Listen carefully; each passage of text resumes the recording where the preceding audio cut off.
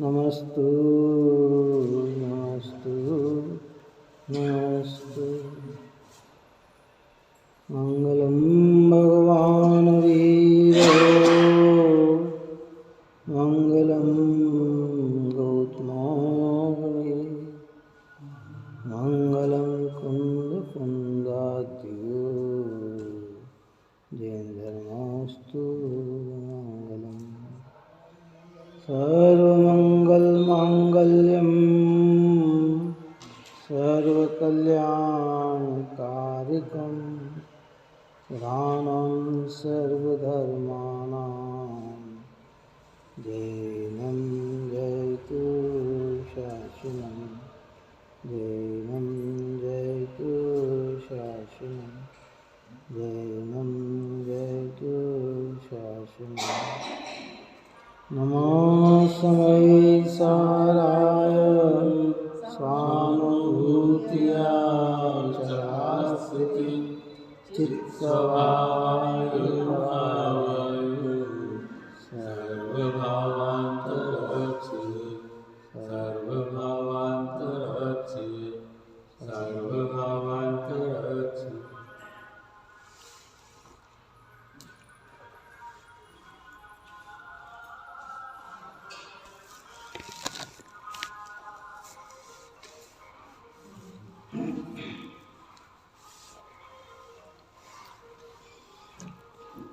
गाथा 248 और 249 अपनी पूर्ण हुई।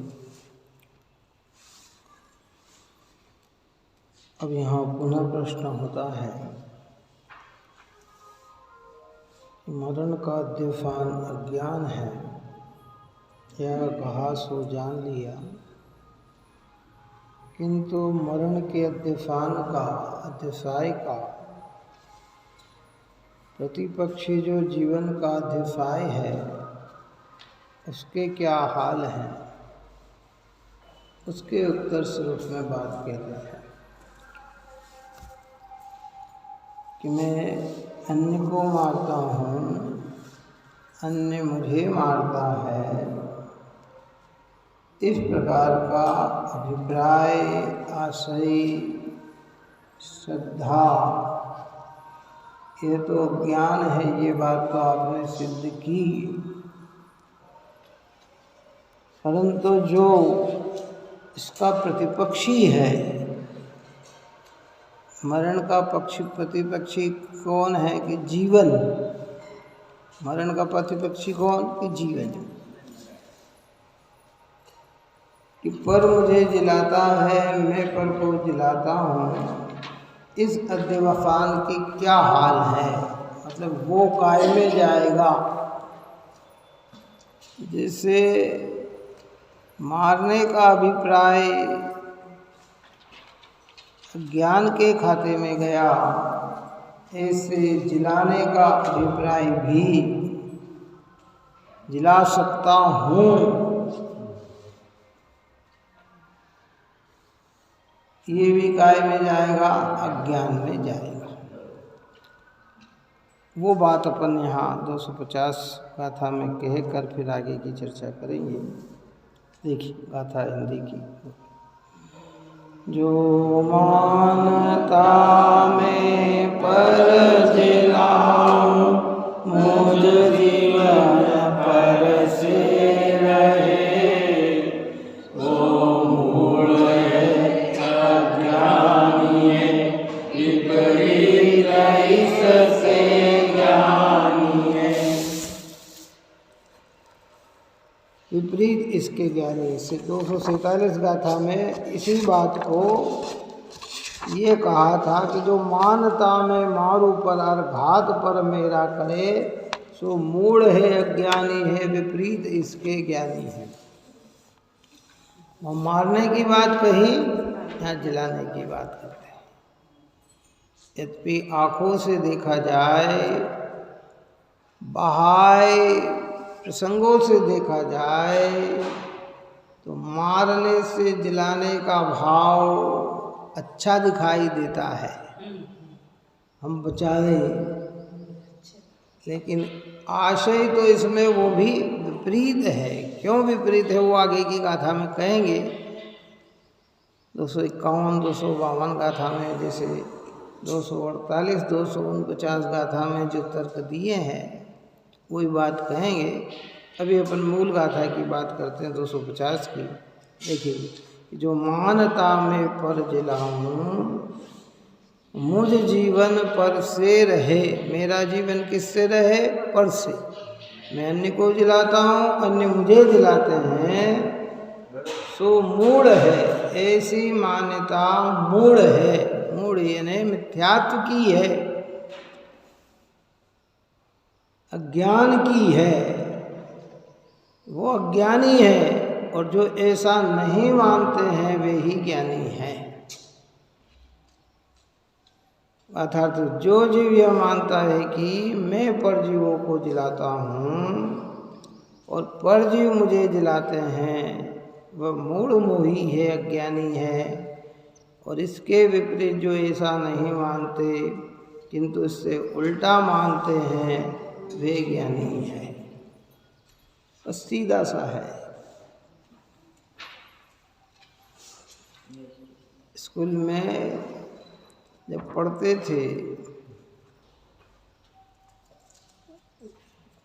गणित का एक सवाल लिख के उसका फार्मूला दे दिया जाता था कि इस तरीके से हल किया जाता है। तो अब आगे जितनी भी चीज़ आती वो का इस कैसे हल होती कि वैसे ही हो जाती। एक फार्मूला आगे बता दिया क्या कि आयु क्षय से ही मरण होता है। दूसरा, आयु क्षय हर सकता नहीं है, तो वो उसका मरण कैसे कर सकता है? ऐसे आयु के उदय से ही जीता है। हम आयु दे सकते नहीं है, तो फिर जीवन हमने उनका कैसे जिया? हम जी रहे हैं तो आयु के उदय से ही जी रहे हैं। कोई आयु तो हमें दे सकता नहीं है, तो फिर हमारा जीवन अन्य से कैसे है? जहाँ अन्य से जीवन कहा जाए वो व्यवहार, और वैसा ही अभिप्राय बना के रखे वो मिथ्यात्व। क्या समझ में आया? अरे साहब, हमारे माता पिता के कारण हमारा जीवन बच गया। बचपन में इतने बीमार पड़ गए थे, इतने बीमार पड़ गए थे, अगर माता पिता सेवा नहीं करते तो हम मर जाते। व्यवहार ऐसा ही कहलाएगा। कैसा कहलाएगा?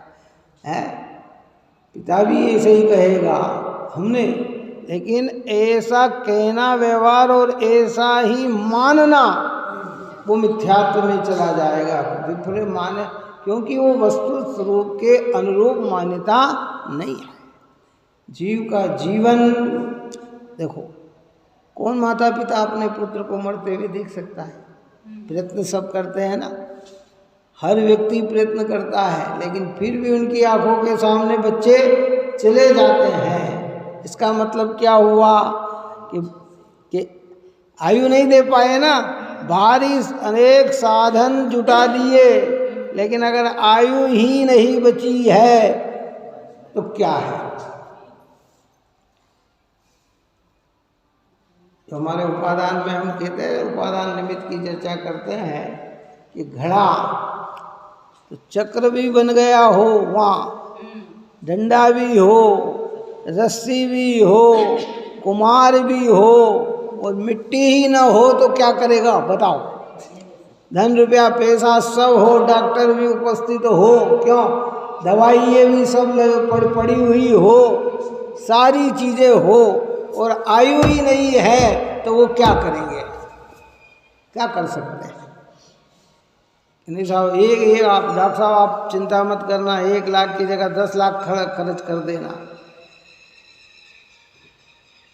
कई लोगों ने तो कोरोना काल में प्लेन कर कर के इधर के उधर भागे बेचारे, फिर भी नहीं जीवन जी सके। कहाँ कहाँ है, इधर से लेके उधर 1-1 करोड़ रुपए में प्लेन हुए, वो भी खर्च किया, लेकिन फिर भी जीवन जब नहीं बचा तो कोई समर्थता नहीं रही।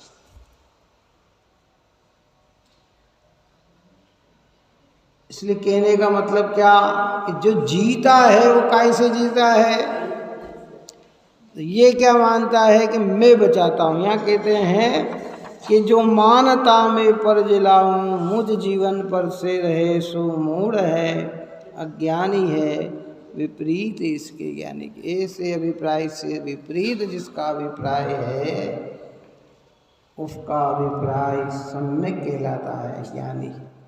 मिथ्या अभिप्राय अज्ञान में जाता है, सम्यक अभिप्राय सम्यक ज्ञान में जाता है। ज्ञान से कर्म झड़ते हैं, अज्ञान से कर्म का बंध होता है। व्यवहार में कहेंगे, व्यवहार की बात में कोई बात नहीं है। व्यवहार में तो जैसा कहा जाता है समझाने के लिए वैसे ही कहा जाता है। महाराज से पूछा जाए कि क्यों साहब आप चार हाथ देखकर क्यों चलते हो? कि भाई जीव बचाने के लिए। क्या कहेंगे वो? बोलो क्या कहेंगे? भाई चार हाथ देखकर आप जमीन पे क्यों चलते हो? कि छोटा सा छोटा जीव जंतु भी ना आए, बच जाए, मरे नहीं है, एक भी जीवों का घात ना हो, ऐसा अभिप्राय रखकर प्रवृत्ति करते हैं। फिर भी मैं बचाता हूँ, इस प्रकार का अध्यवसान का परिणाम नहीं है। कहेंगे तो ऐसे ही व्यवहार कहेंगे। है मेहनत तो है, बिना मेहनत के कोई दूध में घी है, दूध के अंदर दही मक्खन है, लेकिन वो मेहनत से ही तो निकल के आता है। आपको कहीं दूध पड़ा पड़ा अंदर से मक्खन भेज दे कि घी भेज दे कि नहीं भेजेगा, वो सड़ा देगा, बेकार हो जाएगा, लेकिन उसमें आएगा नहीं। लेकिन है उसमें, और जब मेहनत की जाएगी, उसकी विधि की जाएगी, तो क्या होगा? मक्खन निकल के बाहर आ जाएगा, घी निकल के बाहर आ जाएगा। है ये कह रहे हैं कि ये तत्व में वस्तु स्वरूप के अंदर जब ये जीव जिज्ञासा और वापो करता है तो अंदर से निर्णय निकल के आ जाता है कि वस्तु का स्वरूप तो ऐसा है। जो ऐसा मानते हैं कि मैं पर को नहीं जिलाता हूँ, उनके जीवन में ही जिलाने के भाव देखे जाते हैं। बात ही समझ में नहीं है? सारे मुनिराज, सारे ज्ञानी, सारे धर्मात्मा पुरुष है कि नहीं नहीं नहीं, उन्हें पता है, लेकिन वो नहीं, वो वैसा ही कार्य करते हैं कि जिसमें जीवों की हिंसा है। तो कि ये क्या है? और जो ये मानते हैं कि मैं पर को जिलाता हूँ, पर को मारता हूँ, उनके जीवन में ये सब कुछ दिखाई देता नहीं है। क्या? इसलिए इसके विपरीत जो ऐसा नहीं मानते किंतु उससे उल्टा मानते वह ज्ञानी है। टीका में कहते पर जीवों को मैं जिलाता हूँ और पर जीव मुझे जिलाते हैं, इस प्रकार का अध्यवसाय ध्रुव रूप से अत्यंत निश्चित रूप से अज्ञान है। यानी संशय करने की जरूरत नहीं है इसके अंदर कि साहब अज्ञान है कि नहीं, कि अज्ञान ही है, ध्रुव रूप से है। ऐसा अभिप्राय कभी भी सम्यक नहीं हो सकता। मुझे पर को बचाना है, मुझे पर का घात नहीं करना है, मैं पर को बचा सकता हूँ, ऐसा करके जो प्रयत्न करता है वह तो शुभ भाव है, लेकिन अभिप्राय कौन सा है कि मिथ्या है। बचाने का भाव आया ना, वो तो शुभ भाव है, पर साथ में उसमें कर्तृत्व के साथ हम जुड़ गए, हम आ गया, उस भाव से आत्मा में एकत्व स्थापित हो गया। ये वो अध्यवसान का परिणाम विपरीत है, मिथ्या है।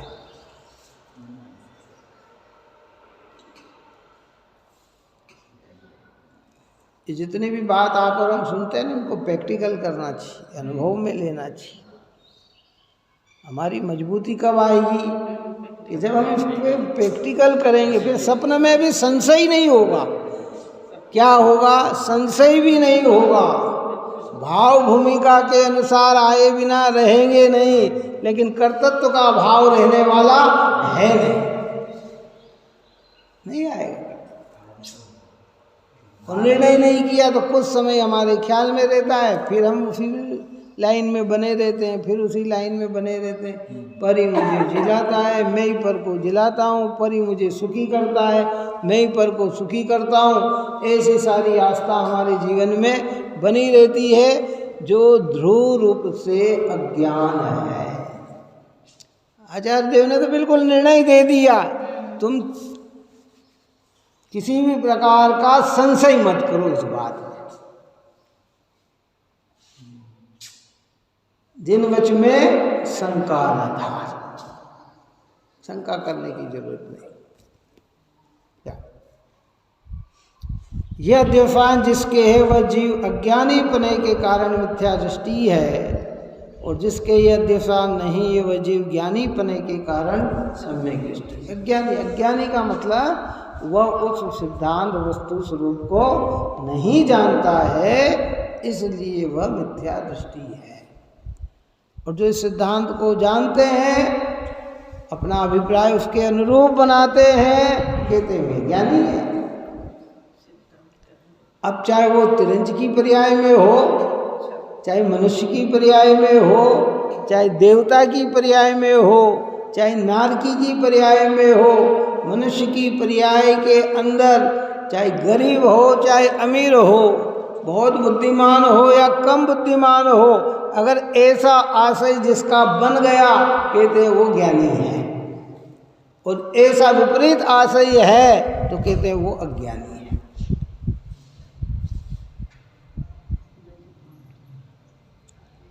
प्रक्रिया जैसे ऊपर में कहा था ना, पुण्य पाप की चर्चा में ये बात अपन ने करी थी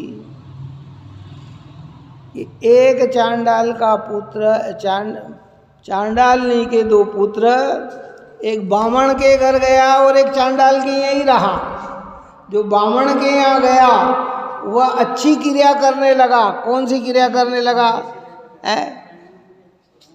ये मांसाहार नहीं करता, शिकार नहीं खेलता, सप्तव्यसंधा शराब आदि नहीं पीता, ब्राह्मण जैसी क्रिया करता है। और वो चांडाल का यहाँ जन्म रहा हुआ, वो सब चांडाली क्रिया करता है। क्रिया में दोनों अलग अलग है, लेकिन उनकी जात तो दोनों की एक ही है। किसकी संतान है? कि चांडाल की संतान है वो। क्यों है?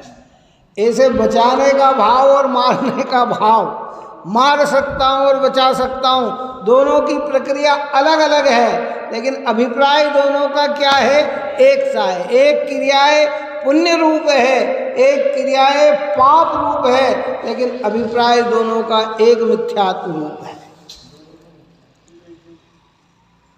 और बदलना क्या? अब वहां क्या बदलना? पुण्य और पाप ये दोनों ही बंधन स्वरूप है, दोनों एक ही जाति के हैं। इनमें न आश्रय भेद है, न हेतु भेद है, न स्वभाव भेद है, न रस भेद है। ये सारे पुद्गल की ही प्रक्रिया है, ये आत्मा से भिन्न है। ऐसे ही यहाँ कहते हैं कि दोनों के अंदर एक अभिप्राय होने से यह ज्ञान है, और ज्ञानियों को ऐसा अभिप्राय नहीं होता है, इसलिए उनका ये ज्ञान सम्यक ज्ञान है।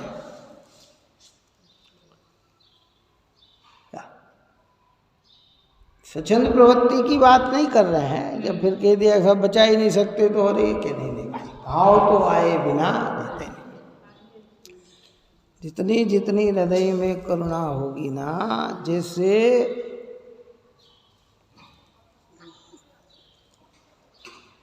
माता को बच्चा उत्पन्न हुआ, पुत्र उत्पन्न हुआ, पुत्री उत्पन्न हुई, अब माँ के अंदर करुणा ने जन्म लिया, वात्सल्य प्रेम ने जन्म लिया। अभी तो ये मोह की बात है क्या?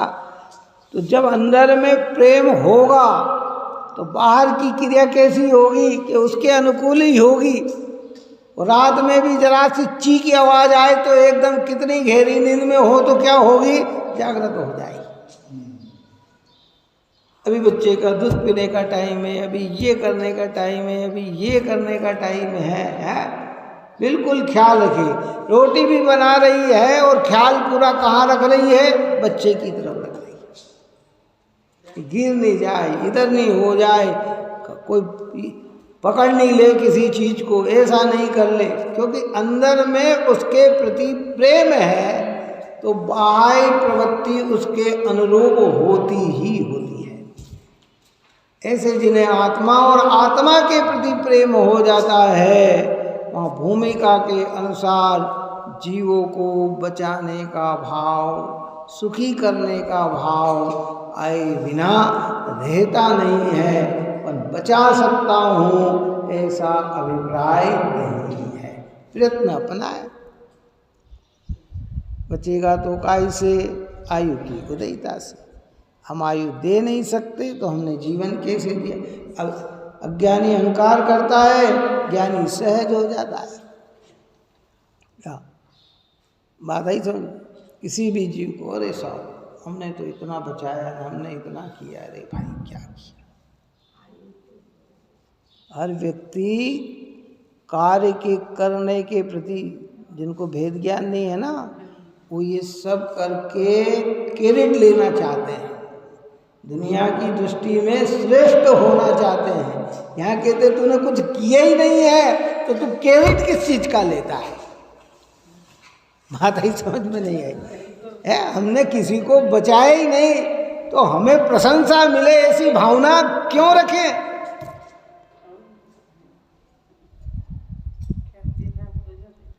जितने भी ग्रुप बनते हैं ना, वो 10-20 जने को भोजन कराएंगे और पूरा फोटो ने पूरा ये ने ऐसा उदार चित्त ने ऐसे भाव दिखाएंगे कि मानो इनके जैसी करुणा किसी के हृदय में नहीं है, लेकिन उसके बाद ही कैसे हो जाते हैं? बिल्कुल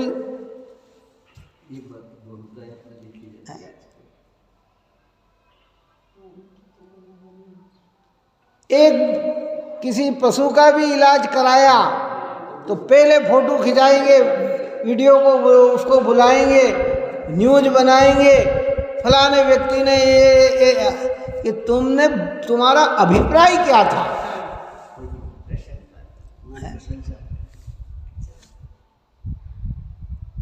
ये कहने का है कि मैं ये करता हूं, ये जो गुरुदेव श्री कहते थे ना, करूं करूं सो मरूं मरूं।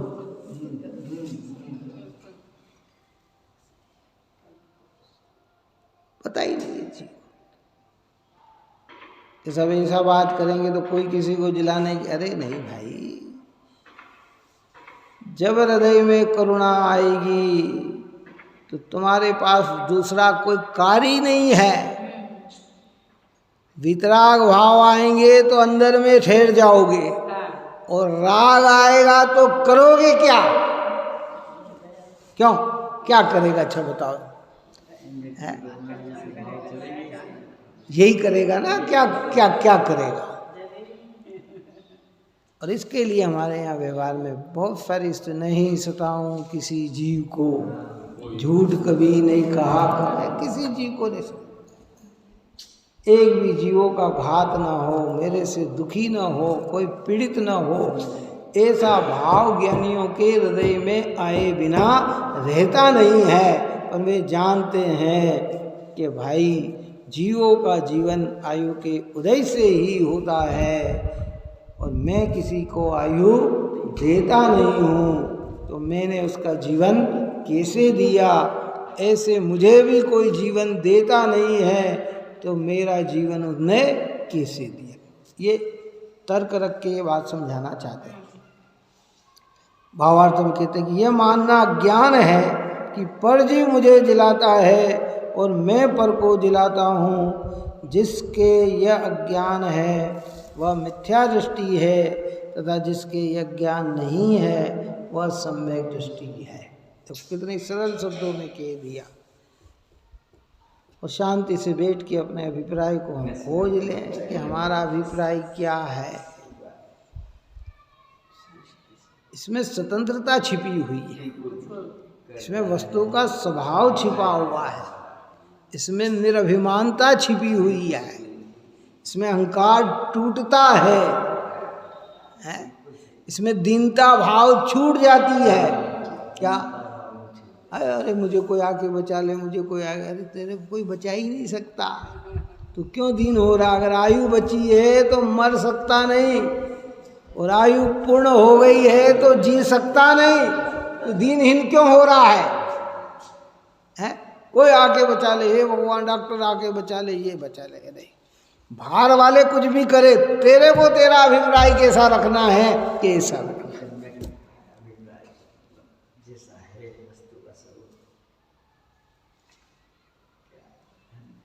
सुनने में ये बात जितनी सरल और सहज लगती है ना प्रैक्टिकल, उससे बहुत कठिन है, लेकिन फिर भी करना पड़ेगा भाई। हाँ, ऐसा नहीं सुनने में तो बहुत सहज लग जाती है, जब हम अच्छे हैं तो ये अरे भाई कोई किसी को माने, कोई किसी को बचा नहीं, लेकिन जब उससे गुजरते हैं और वो भाव न आए तो समझना कि हृदय हमारा अभिप्राय सम्यक है, नहीं तो ऐसा चलता है तो क्या। अभी कोई अस्पताल में बहुत बीमार पड़ा और हाय हाय कर रहा और ये कर रहा और हम स्वस्थ हैं, अरे भैया अच्छा चलता है, तो संसार में आए हैं, तुम दुखी क्या हाय हाय कर रहे हो, शांति से रहो, बैठे रहो, क्या क्या है। लेकिन जब तेरे पे गुजरे फिर वहाँ ये सिद्धांत को मुख्य करना है। बाहर में तो ऐसे ही कहेंगे, अरे भैया अब तुम दुखी भी होगे तो क्या, दुख तो झेलना ही पड़ेगा, ऐसा। हाँ, ठीक, यहाँ पे ये सिद्धांत है कि नहीं भाई, बहुत सारी कि नहीं, न दीन होना न हीन होना, न अहंकार करना, ये नहीं नहीं भाई। अगर कोई जीव का जीवन बच गया तो उसकी आयु की उदयता से बचा, और मेरे जीवन का अगर अंत हो गया तो मेरी आयु की क्षयता से ही हुआ, किसी अन्य ने मुझे मारा नहीं है, तो अनंत देश परिणति में आना ही नहीं चाहिए। कौन कौन मारता है? इसको अपन ने कहा ना 7वें भाग में, जिनसे वो लघु जैन सिद्धांत भाग के अंदर उसमें कहा कि अनादिकाल से आज तक इस जीव का किसी ने बुरा किया ही नहीं है। जब बुरा किया ही नहीं तो देश किससे करे? जब किसी ने बुरा किया ही नहीं, भगवान ने तो बिल्कुल स्पष्ट रूप से कह दिया हमको कि तुम्हारा बुरा आज तक किसी ने नहीं किया। जब बुरा किसी ने किया नहीं तो देश किसका करे? और हमने आज तक किसी का भला किया नहीं, जब हमने भला किया नहीं तो अभिमान किसका करे? वस्तु तो अपनी स्वतंत्रता में परिणमित हो रही है।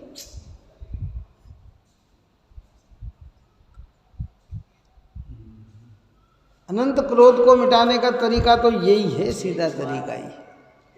जैसे नमोकार मंत्र एक मंत्र है ना, ऐसे ये सिद्धांत भी एक मंत्र है।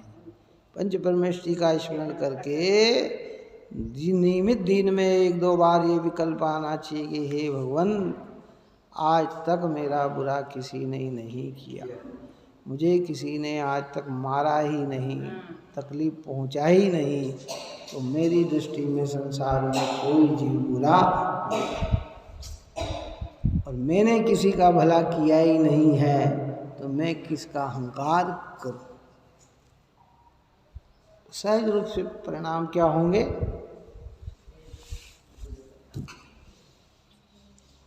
लेकिन अज्ञानता में इसी दिखते हैं। देखो, व्यवहार ज्ञानियों को भी व्यवहार की भाषा होती है, पर व्यवहार का आशय नहीं होता। ऐसा नहीं समझना कि व्यवहार की बात ही ज्ञानी नहीं करते हैं, कह रहे हैं। देखो, शास्त्रों मुनिराज पे उपसर्ग प्रहलाद, नमुची, वस्प्रति आदि ने किया, और विष्णु कुमार मुनिराज ने उनके उपसर्ग को दूर किया। व्यवहार तो ऐसा ही होता है ना, ज्ञानी भी ऐसे ही व्यवहार कहते हैं। ये किया, व्यवहार कहते हैं, व्यवहार अपनी जगह, लेकिन परमार्थ की जानकारी। द्रौपदी को चीर बढ़ायो, सीता प्रति कमल रचायो, अंजन से किए अकामी, दुख मैटो अंतर्यामी। व्यवहार तो ऐसे ही होता है, लेकिन फिर भी सिद्धांत क्या, सिद्धांत ही है।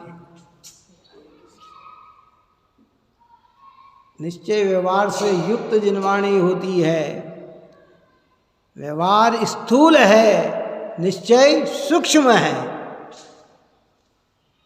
स्थूल बुद्धि में स्थूलता समझ में आती है, और स्थूल बुद्धि से जब वो सूक्ष्म होने लग जाती है तो सूक्ष्मता समझ में आती है। और जब दोनों समझ में आ जाते हैं तो अज्ञान क्या हो जाता है, निवारण हो जाता है। पहले स्थूल समझ में आता है, फिर सूक्ष्म समझ में आता है। आँख के डॉक्टर वालों को आँख दिखाने जाते हैं ना, क्या ऐसा मुझे बहुत धुंधला धुंधला दिख रहा है, तो एकदम आपको छोटे अक्षर नहीं दिखाता, पहले वो क्या दिखाता, बड़ा दिखाता है। कैसे दिखाता है, बड़े अक्षर, ये दिख रहा है कि नहीं, कि हाँ थोड़ा सा ऐसा है दिख रहा है, फिर उससे छोटा, फिर ऐसे कह रहे हैं कि प्रारंभिक भूमिका में क्या स्थूल चीज दिखाई जाती है, फिर धीरे धीरे क्या होती है, सूक्ष्म आ जाती है। और सूक्ष्म आने पर अभिप्राय चेंज हो जाता है कि नहीं, मुझे कोई जीवन नहीं देता और मैं किसी को जीवन नहीं देता, क्योंकि जीवों का जीवन आयु के उदय से होता है। मैं किसी को आयु दे नहीं सकता, तो मैं उसका जीवन कैसे दे सकता।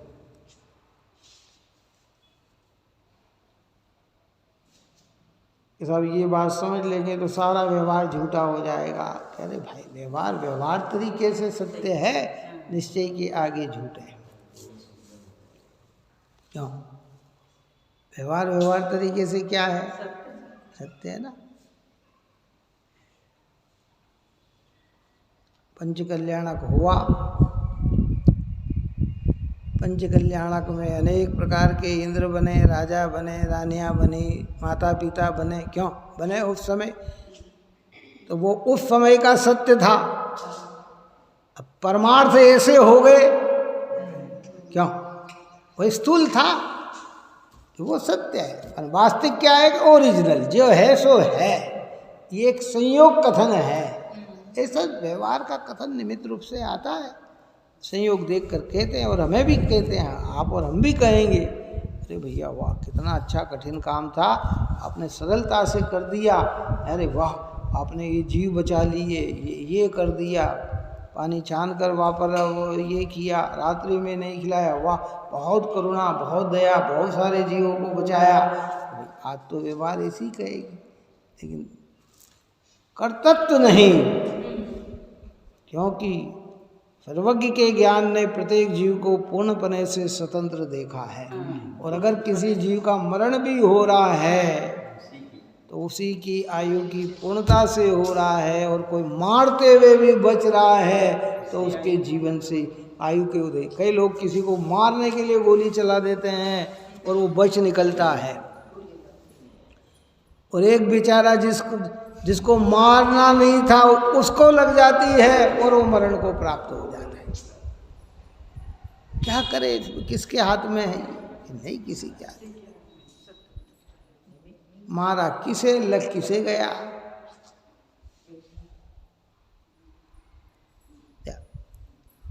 इसलिए मानना ज्ञान है कि परजीव मुझे जिलाता है और मैं परजीव को जिलाता हूँ। जिसको यह ज्ञान है वह मिथ्या दृष्टि है, तथा जिसके वह ज्ञान नहीं है वह सम्यक दृष्टि है। अब यह प्रश्न होता है कि यह जीवन का अध्यफान अज्ञान कैसे है। इसके उत्तर स्वरूप में दो गाथाएं कहते हैं, 251 252। क्या वही जो ऊपर की बात अपन करके आ चुके हैं, वो मरण के पक्ष की थी, ये जीवन के पक्ष की है।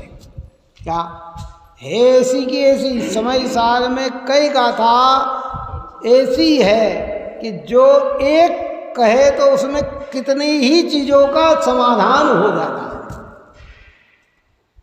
कहीं अलग अलग भी लिखी और कहीं यही कहा कि एक लिखी तो 16 सूत्र व्याख्यान करना, इस बात को 16 जगह लगाना है। देखिए 251 और 252 गाथा पढ़ते हैं।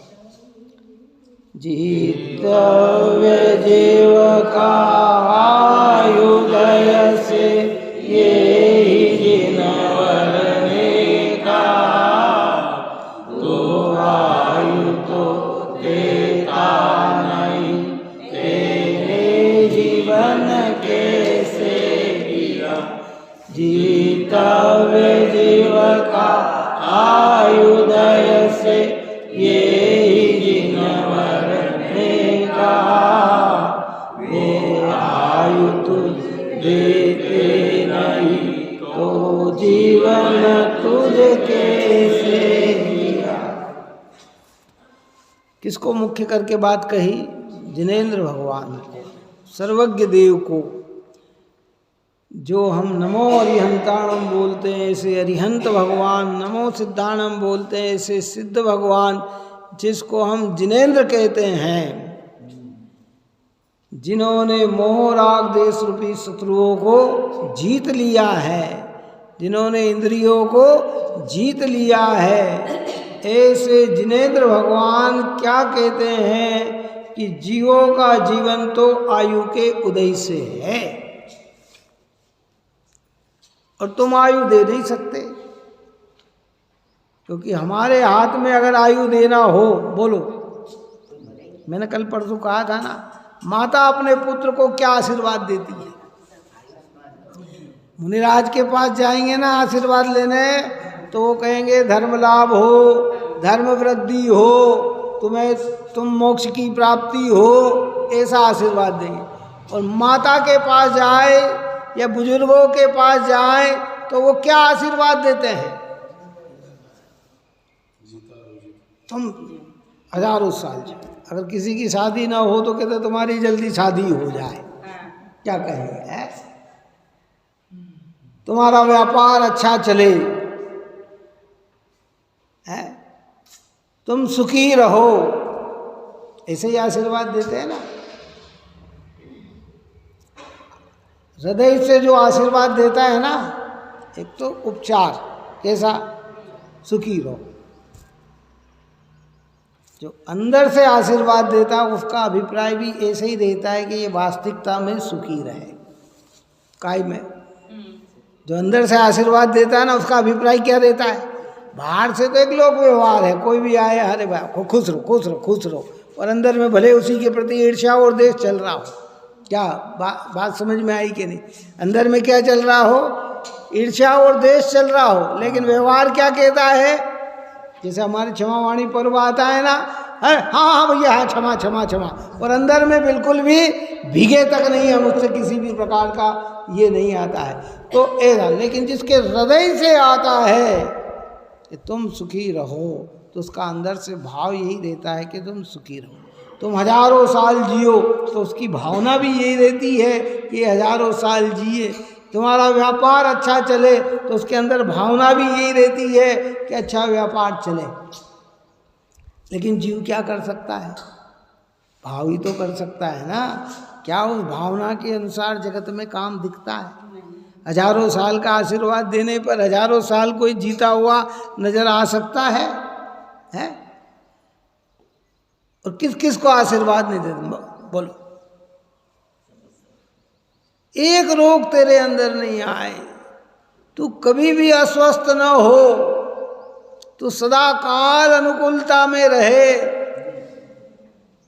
ऐसा अभिप्राय रखने पर भी वह उसे वो चीज दे सकती नहीं है। राजा के यहाँ जन्म ले बच्चा, इसके यहाँ तो माँ राजा बनाने की सोचती है, तो गरीब के यहाँ जन्म ले तो उसको नहीं भाव आते कि मेरा बेटा भी राजा बने, क्यों है? उसके भी भाव आते हैं, लेकिन सफलता नहीं मिल पाती है। क्यों? कि उसका उतना पुण्य कर्म का उदय नहीं है। बचाने के भाव होने पर भी हम किसी को आयु दे नहीं सकते, तो दे नहीं सकते तो उसका जीवन कैसे दिया है? और कदाचित उसका आयु बची हो और हमारे भाव बने हो, तो निमित्त नैमित्तिकता में व्यवहार कहते इनने बचाया, पर ये मानता है कि मैंने ही बचाया, तो वो अभिप्राय इसका मिथ्या में चला जाता है।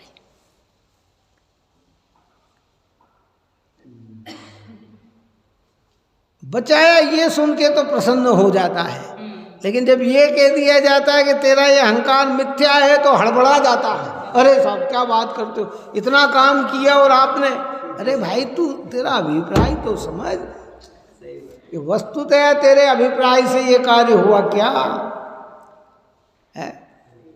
अपन रोज कहते ना, मैंने तो कितनी बार कहा कि अपन रोज पूजा के अंत में यही बोलते कि सुखी रहे वो है, सब जीव जगत। हाँ, होवे सुखी होवे सारी प्रजा को सुख बलित हो धर्मधारी नरेशा, होवे समय पे वर्षा तिल भर न रहे व्याधियों का अंदेशा, होवे चोरी न जारी सुख में वर्ते हो न दुष्काल भारी, सारे ही देश धारे जिन व्रत सदा सौख्यकारी। क्यों, ये शांति पाठ तो जहाँ जहाँ भी पूजा हो रही अंत में बोलते ही है ना, है हर जगह यही बोलते हैं, घाति कर्म जिन नाश कर पायो केवल राज, शांति हो सब जगत में वृषभाधि जिन राज। इस सारे जगत के अंदर हे भगवान शांति हो शांति हो। तो आप और हम भाव ही कर सकते हैं कि उस भाव से सारे जगत में शांति कर सकते हैं। और आप और हमने ही बोला कि हमारे पहले कितने ये बोल चुके हैं। क्यों, शब्द बदल गए होंगे। जब नई नई पूजा आ जाती है तो पुरानी पूजा गौण हो जाती है, जब नए नए सूत्र आ जाते हैं तो पुराने गौण हो जाते हैं। लेकिन ऐसा नहीं, उस समय भी कोई ना कोई तो संसार के कल्याण की भावना वाला होगा ही। आज 2000 वर्ष से अगर ये है तो हमारे सामने आज नहीं आई है, तो पुराने समय में भी ये, क्योंकि पुराने को देखकर ही तो रिपीट किया जाए। शब्द बदलते हैं, भाव वही रहते हैं। अभी कोई नई लेखनी लिखेगा ना तो पुराने को आधार बनाकर ही वो नया लिखेगा। अमित गति आचार्य सामायिक पाठ पे कितने कितने प्रकार के उस पे हिंदी का रूपांतरण हो गया, अलग अलग अलग अलग, सब ने अपने अलग, लेकिन भावना तो क्या है, वही है। देव शास्त्र गुरु की पूजा पे एक एक ने अलग अलग अलग अलग पूजा रची है, भावना बदल गई लेकिन भाव तो वही है, शब्द बदल गए। तो आज ये तो पहले भी होंगे, लेकिन होने पर भी भाव ऐसे होने पर भी संसार कैसा चल रहा है, वो तो अपनी रीत से ही चल रहा है। अब जिनने ऐसा भाव भाए कि होवे सारी प्रजा को सुख, सारे जगत में सुख शांति हो, किंचित मात्र भी दुख ना हो, वो भावना पुण्य बंध का कारण है। उत्कृष्ट पुण्य बनाती है। कैसी कैसी बनाती है, उत्कृष्ट पुण्य। पर मैं सुखी कर सकता हूँ,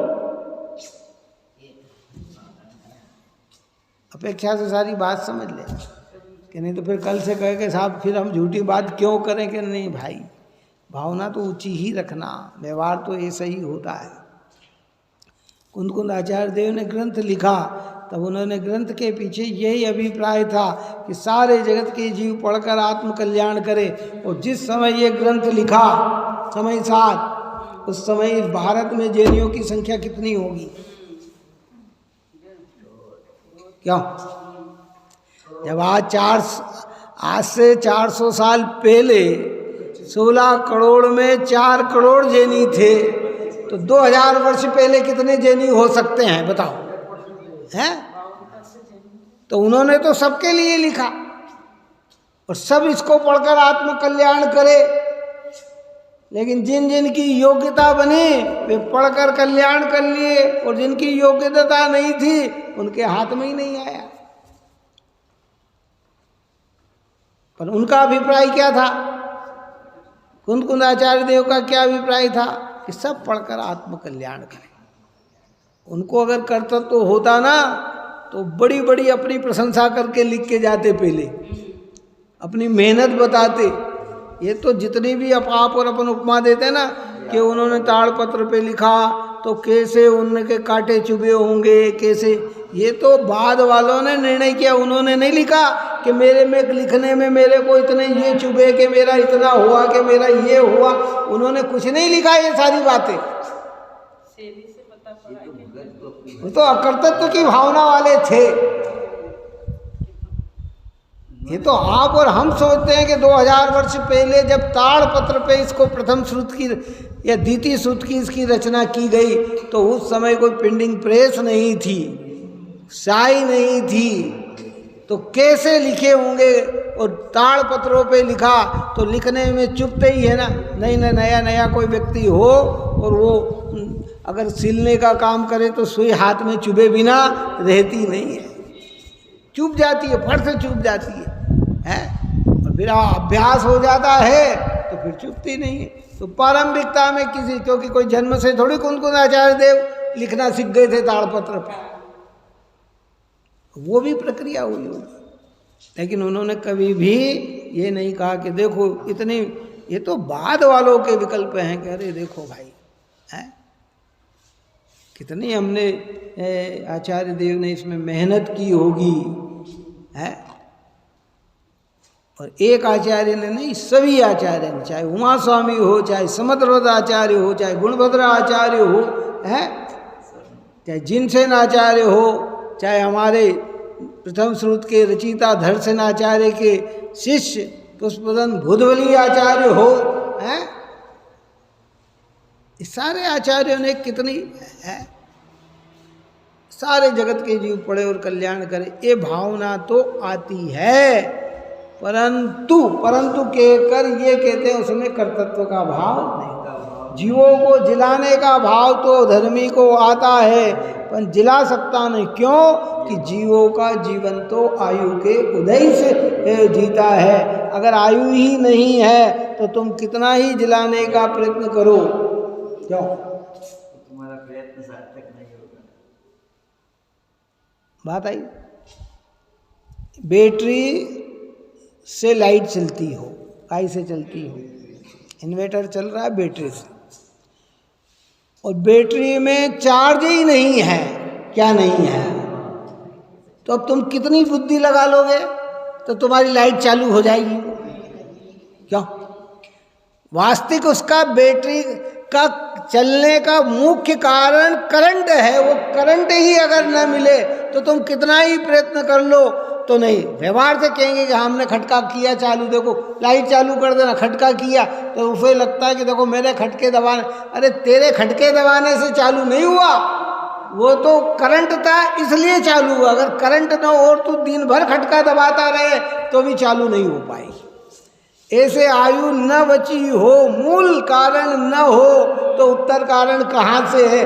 आयु पूर्णता हो जाए और तू दिन भर बचाने का भाव करे तो भी तू बचा सकता नहीं है। सिद्धांत समझना अपने को, ओरिजिनल कारण तक पहुंचना। क्या वास्तविकता में लाइट का ओरिजिनल कारण क्या है?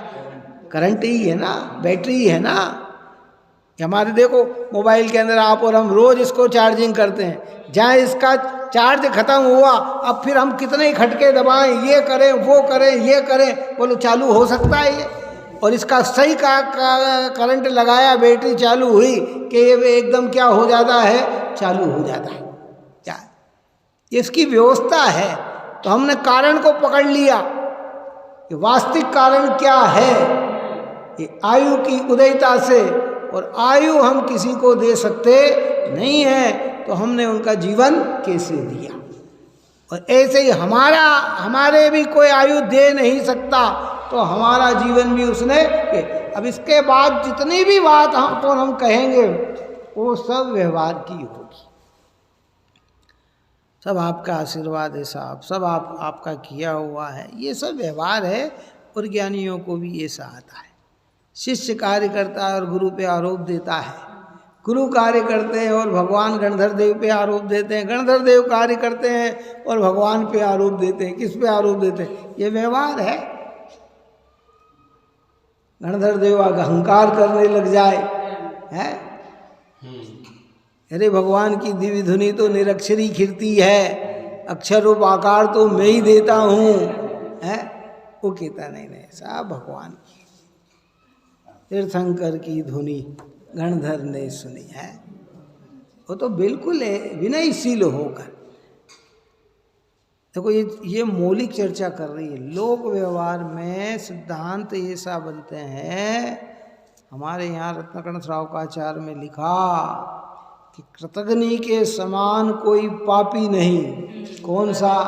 जो उपकार को लोप कर दे उसके समान कोई पापी नहीं। क्या? ये व्यवहार भाषा है। किसी ने किया, यस, बहुत बढ़िया, बहुत बढ़िया है, उसकी प्रशंसा ही की जाएगी। लेकिन जब सिद्धांतिक चर्चा समझ में आएगी तो भाई सिद्धांत तो यही है क्या। मुझ कारज के कारज। जब 47 का पाकिस्तान और भारत विभाजन हुए तो वहाँ कई हिंदुओं ने मुसलमानों की जान बचाई और कई मुसलमानों ने हिंदू की जान बचाई।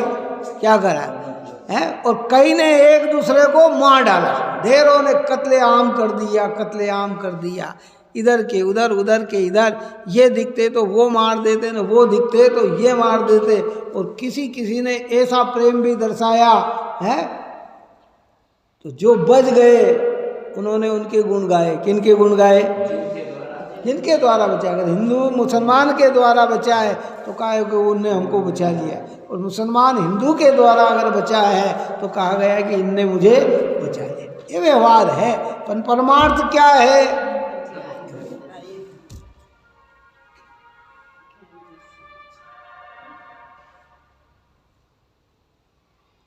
बहुत सारी घटना पढ़ने में आती है, ऐसी ऐसी घटना पढ़ने में आती, आश्चर्य हो जाता है।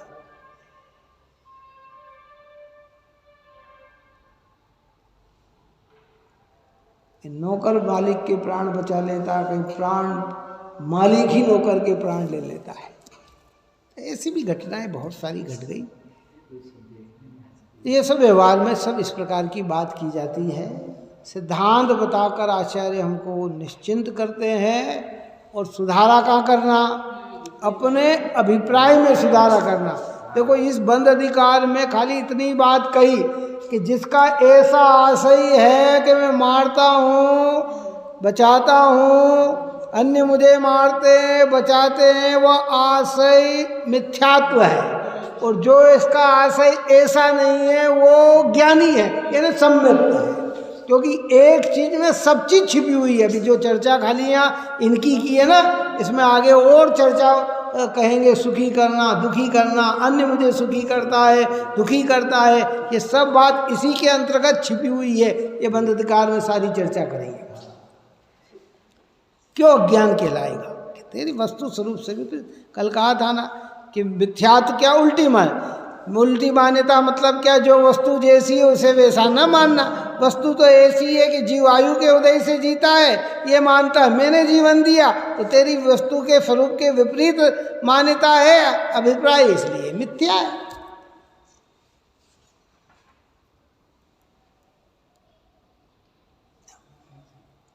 बहुत सरल कर दिया जी, ये तो क्या गजब का काम किया आचार्य भगवंतों ने। स्वच्छंद होने का निषेध है, स्वतंत्र होने की अनुमोदना है। काय का स्वतंत्र का मतलब क्या? वस्तु स्वरूप समझकर निर्भर हो जाओ, कर्तृत्व का बोझ उतर जाए, उसके लिए तो ये प्रेरणादायक है। और ये समझकर उटपटांग क्रिया करने लग जाए, उसके लिए निषेध है। तो फिर चाहे जैसा करें, जब हम किसी को जिलाते ही नहीं तो हम क्यों जिलाने का प्रयत्न करें? एक व्यक्ति आया कि भैया बहुत प्यास लगी है, पानी पिला दो। अरे नहीं नहीं भैया, हम किसी को पानी पिला ही नहीं सकते। कहाँ पानी? तुम तो जाओ। अरे ऐसा अर्थ नहीं निकाल लेना। बहुत प्यासा हूँ, पानी पिला देना। अरे कौन तुम्हें पिला सकता है? तुम्हारी योग्यता होगी तो पी लोगे, हम कौन पिलाने वाले हैं? कि भैया अंदर से लाके पानी पिलाया, उसने कहा धन्यवाद। अरे नहीं कोई बात नहीं भैया। ये व्यवहार है। क्या है? परमार्थ क्या है? कि गिलास से पानी पिलाने के बाद आपको ये कर्तव्य बुद्धि न रहे कि मैंने इसे पिलाया, वहाँ ये समझना कि ये इसकी योग्यता थी, बस इतना बार के निर्भर हुए, उसका नाम सम्यक है। नहीं तो हम अर्थ का अनर्थ उल्टा समझे। अरे साहब मैं कहाँ पिला सकता हूँ? है हमारे यहाँ तो ये कहा ही है कि कोई किसी को ये नहीं कर सकता, कोई के। अरे नहीं, आँख से देखते बहुत सारे जीव जंतु धीरे से झाड़ू निकाल के अलग कर दिए, दूर कर दिए, जीव बच गए। मैंने बचाया, ऐसा अहंकार नहीं आए कि वो उनकी आयु से ही बचे हैं। ऐसा समझकर करुणा भाव का जन्म ले वो बात है, हैं? और नहीं तो जब बचा ही नहीं सकते तो चाहे जैसा उठपटांग क्रिया करो कि नहीं भाई, वो उस चीज़ का निषेध जिनवाणी करती है। इस प्रकार की चर्चा की है और आगे गाथार्थ टीका में अपन चर्चा करेंगे। आप और हम सभी जीव निरंतर भेद ज्ञान को प्राप्त होते हुए ऐसे पवित्र देव शास्त्र गुरु की आराधना में बने रहें, यही मंगल भावना। सहजानंदे शुद्ध स्वरूपी अविनाशी मोह आत्म स्वरूप, सहजानंदे शुद्ध स्वरूपी अविनाशी मोह आत्म स्वरूप, सहजानंदे शुद्ध स्वरूपी अविनाशी मोह आत्म स्वरूप, निज में बताओ यह अनंत उपकार है, उसके लिए जिन वाणी माँ को वंदना शतवार है, वंदना शतवार।